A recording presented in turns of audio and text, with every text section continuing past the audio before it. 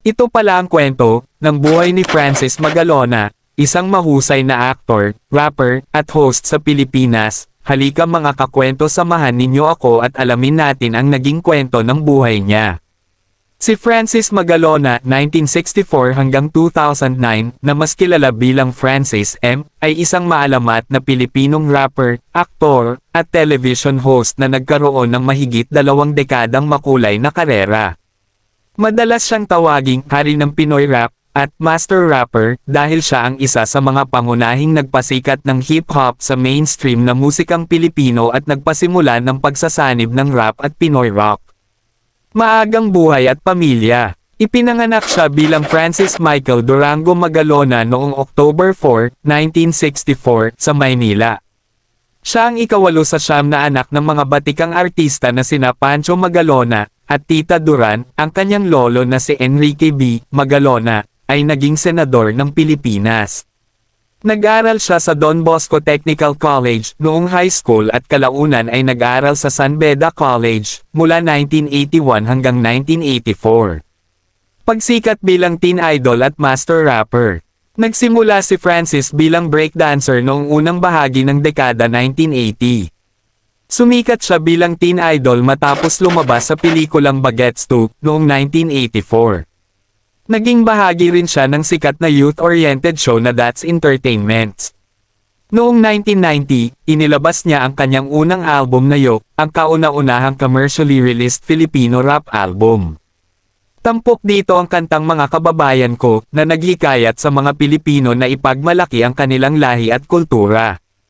Sa dekada 1990, naglabas siya ng mga makasaysayang album na tumatalakay sa mga isyong panlipunan at pampulitika, kabilang ang Rap is Francis M., kilala sa mga kantang tulad ng Mga Praning, tungkol sa problema sa droga at halalan, tungkol sa kalagayang pampulitika. Freeman, mas pinagtibay nito ang kanyang impluwensya sa Pinoy rock at naglalaman ng sikat na kantang Kaleidoscope World, na nagsusulong ng kapayapaan at pagkakaisa sa kabila ng pagkakaiba-iba ng tao. Karera bilang host at multi-talented artist.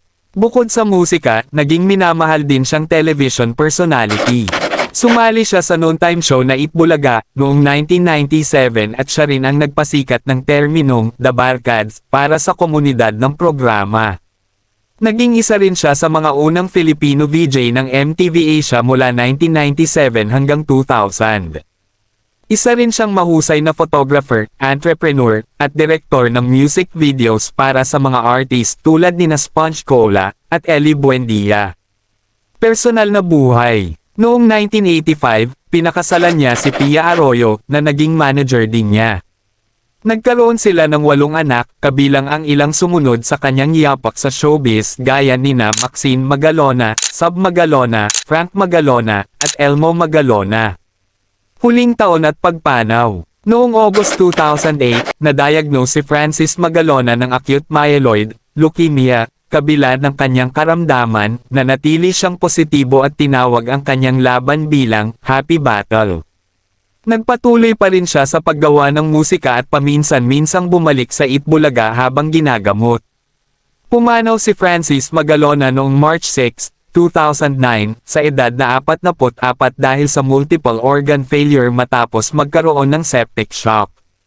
Pagkaraan ng kanyang kamatayan, ginawaran siya ng Presidential Medal of Merit bilang pagkilala sa kanyang husay sa sining at malaking ambag sa pambansang kultura at pagmamalaking Pilipino.